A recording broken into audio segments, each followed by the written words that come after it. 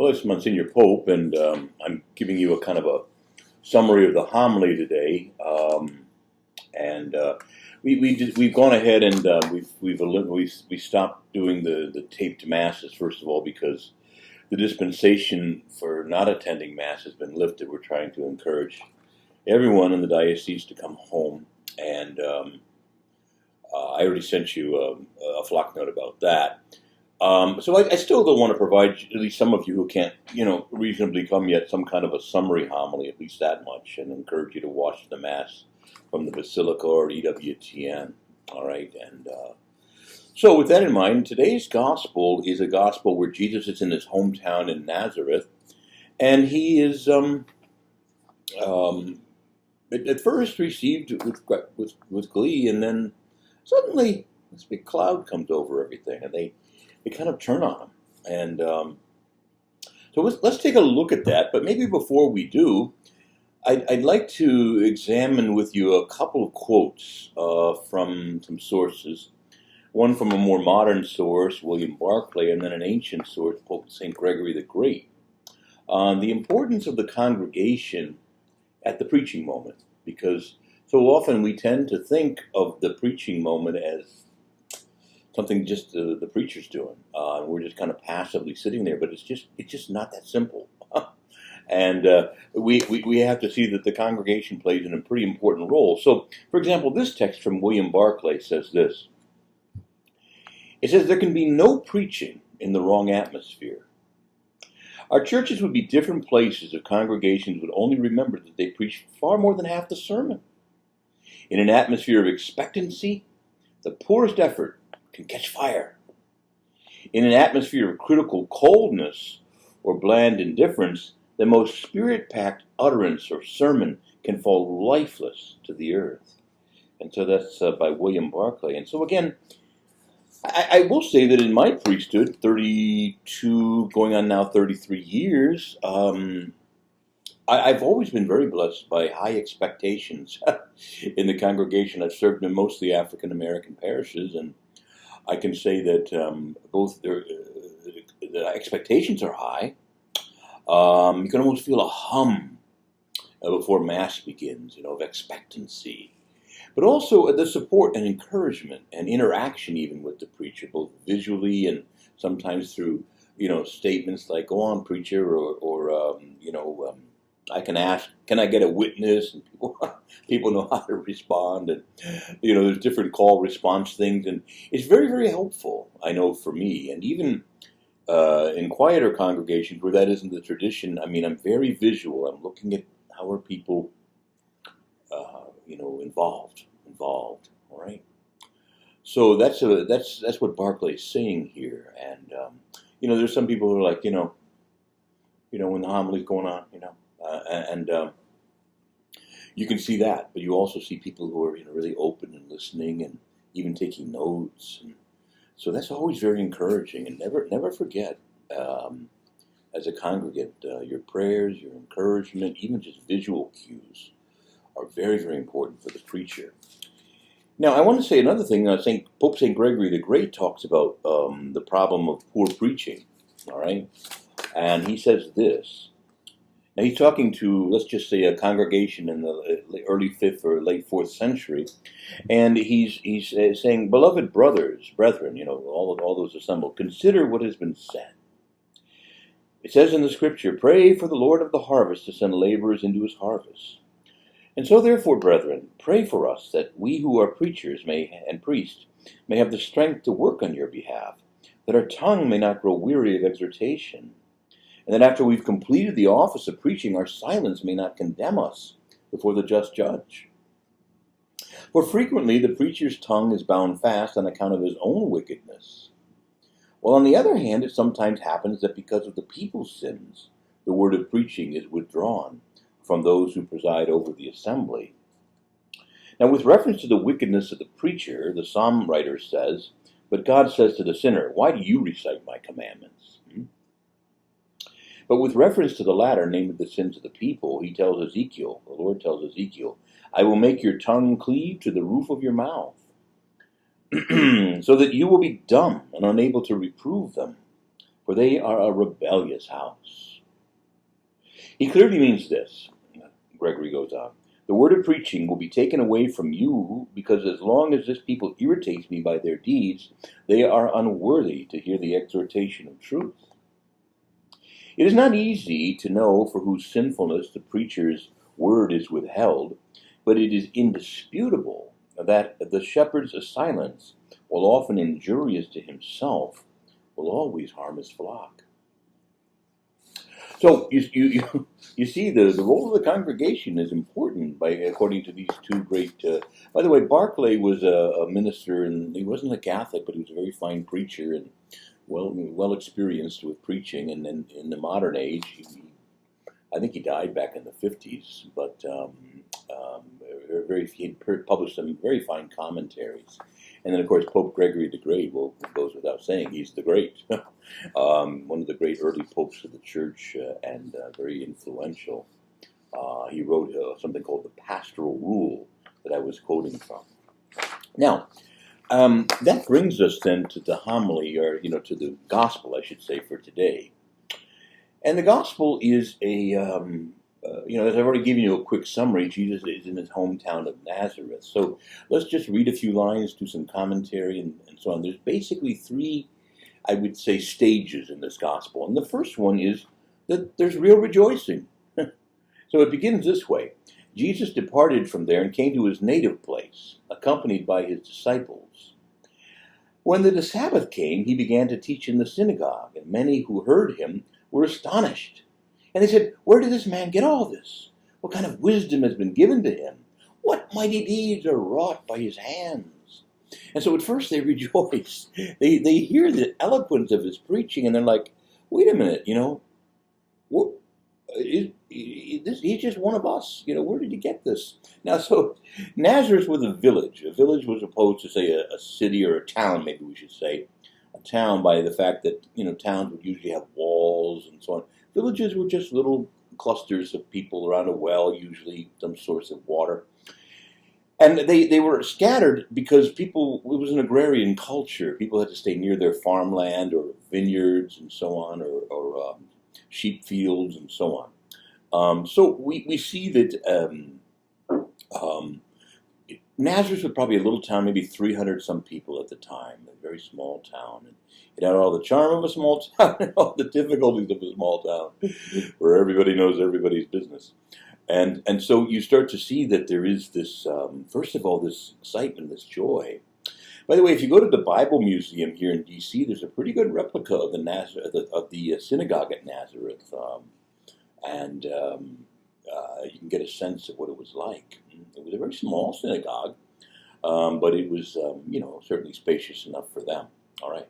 Now, notice again, they note, first of all, his wise words. Where did he get all this? What wisdom has been given to him?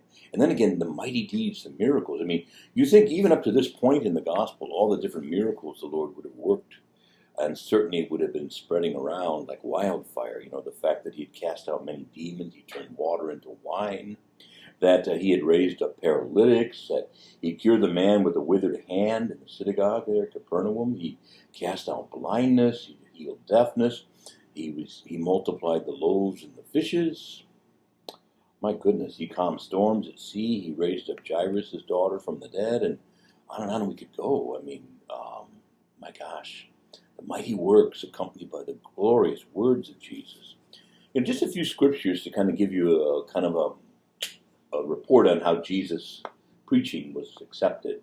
It says in Matthew 7 that he's finishing the Sermon on the Mount, and it says, "And when Jesus finished these sayings, the crowds were astonished at his teaching, for he taught them as one having authority."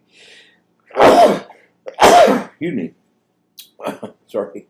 He taught them as one having authority, not like their scribes, who would often just quote other people and kind of play it safe. But Jesus spoke out of his own substance. The Greek word here is exousia.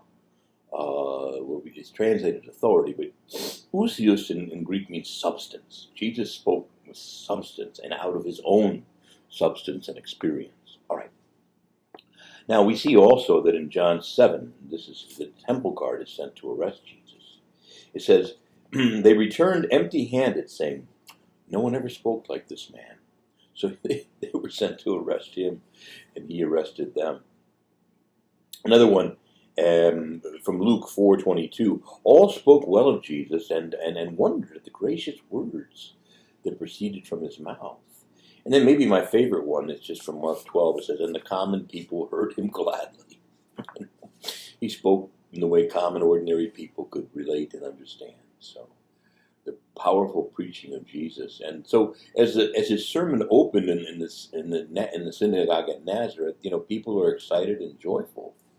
But however, then all of a sudden there's a turn in the text. Now, some of the other Gospels supply us some of the reasons for this. I'm not going to go into them now, but let's just say that Jesus sort of tripped over some of the, maybe, not maybe, I'm sure intentionally, some of the issues of his day where he was maybe spending too much time praising Gentiles and not enough time praising the Jews, and that was the racism of that day, all right?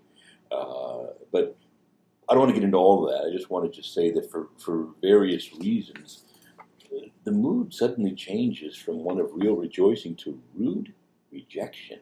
Rude rejection. It says, but some began to say, "Is he not the carpenter, son of Mary, the brother of James and Joseph and Judas and Simon? Are not his sisters here with us?" And they took offense at him. He's like, wow. Now, they're looking to his humble origins, but they can't see past that. To this man speaks and preaches with authority, and he's to be revered and respected. And so we have a remarkable change in the mood. Now, there's probably a number of things going on here. The first thing I think, there's a kind of a strange tendency that people who are oppressed, in some ways, often take up the voice of the oppressor, and they sort of buy into the low self-esteem that oppressors want them to have. So, for example, Nazareth was considered just a lowly village. I think it was Bartholomew Nathaniel who said, when he heard that Jesus was from Nazareth, he says, "What good could possibly come from Nazareth?" Little hick town. And the people in Galilee were looked down upon by the people in Jerusalem because they had a hick accent.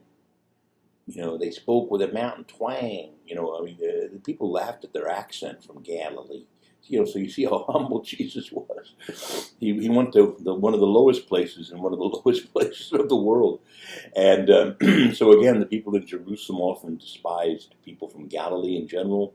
And then, Nazareth, it was just a little village and was already just a backwater, So all of this is just a way of saying that there's a remarkable turn, and I think part of it is they take up the voice of the oppressor. And if I can just get controversial for a minute, I mean, we note, for example, having served in African American communities is sort of an issue that we discuss, that sometimes when young, at school especially, when young African American, either boys or girls, start to do well academically and so on, they're sort of accused of being white, as if academic excellence were just something white people either cared about or had. Terrible. I mean, it's completely racist itself, and it's a very sad thing that has to be overcome. And I think progress has been made, but my goodness, there's still a lot of this sort of taunting of fellow African American children with each other if one is excellent or is doing well, that and of course even just among children in general, there's always this sort of persecution of children who do well. Like on the playground, we used to kind of take the class scholar or the teacher's pet and kind of rough them up a little and talk them down.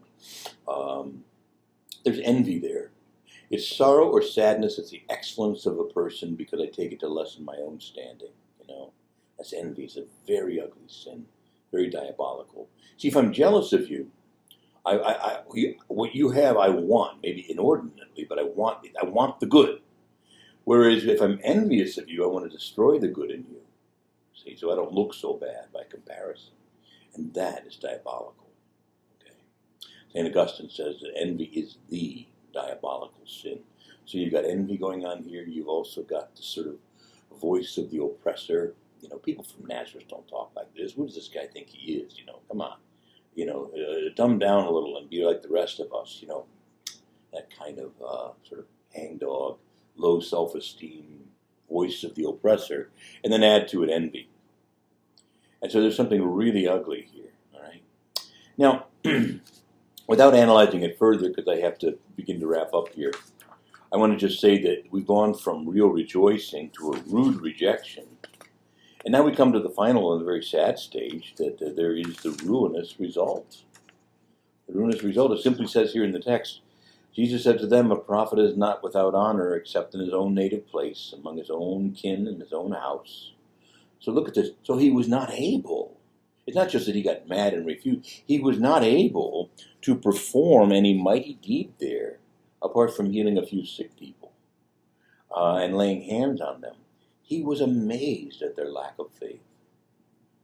In this case, if their faith wasn't able to see beyond, appearances and worldly categories and stuff, and see that the one who was talking to them was no ordinary member of the town of Nazareth. He was someone from God, and he had some important things to say to them. And even if they're not ready to understand that he's the Lord, just the fact that they just outright dismiss him in so many ways, they block their blessings. The ruinous result is all the blessings that could have come to his hometown in Nazareth. Imagine. And yet they just blow them off. Now, rule number one in your life of prayer and your life of prayer, don't block your blessings. Don't block your blessings. Don't do things that hinder blessings from coming to you. So don't refuse to go to Mass.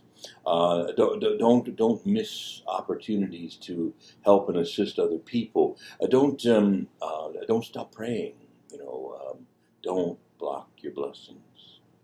And the result is ruinous. All the healing that could have been happening there, all those things but their stubbornness, their hard-heartedness, their envy, their taking up even the voice of their own oppressors who scorned them and considered them lowborn. All the layers. There's a lot of layers to human struggle and human sinfulness. And the Lord is inviting us to look beyond these things and see greatness, beauty, and excellence, where maybe we least expect to find it. In just maybe the lowly or the poor even among us right now. And here I say poor, I don't just mean economically poor, but those who've suffered often have a lot of wisdom. And we just kind of say, oh, poor them, poor them. And so I would simply say that for all of us, again, the main point is don't block your blessing. Okay? You may hear from God and hear of God in unusual ways. And, to stay open to these things. Now, I want to just finish then by simply saying that, I guess even Jesus can have a bad day in the pulpit, but it wasn't his fault. See? That's why we started out with the first part of this talk, which is this homily, that there is a very important role that the congregation plays in both helping good preaching, but also in bringing forth blessings. See? And communities, as we say, as Pope Gregory was pointing out especially, but also Barclay, can have a huge, huge role in whether the sermon that day or the blessings in general that come to a community are up and running and flowing freely, or whether they're blocked and occluded by sinfulness, stubbornness, racism, whatever it might be. So don't block your blessings. And that's the title of the message today. Don't block your blessings. So now I'm going to kind of, at least for the next few weeks or so, continue to publish some of these homilies if you find them valuable, without recording the full Mass. Please, if you can, you've got to come back to Mass now. You don't get Holy Communion virtually on computer. You just don't. You just got to be here to get it, and likewise with fellowship and the other things, So please make every effort now.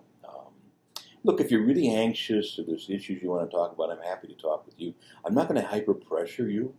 There can be reasons that a person's not ready to come back to Mass now. But again, all of these are things just saying, if you can, it's time to come home. We need you, and somehow in some strange way, you need us.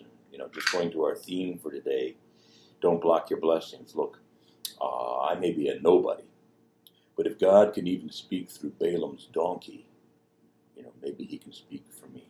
So, for all of us, let's not block our blessings. Amen.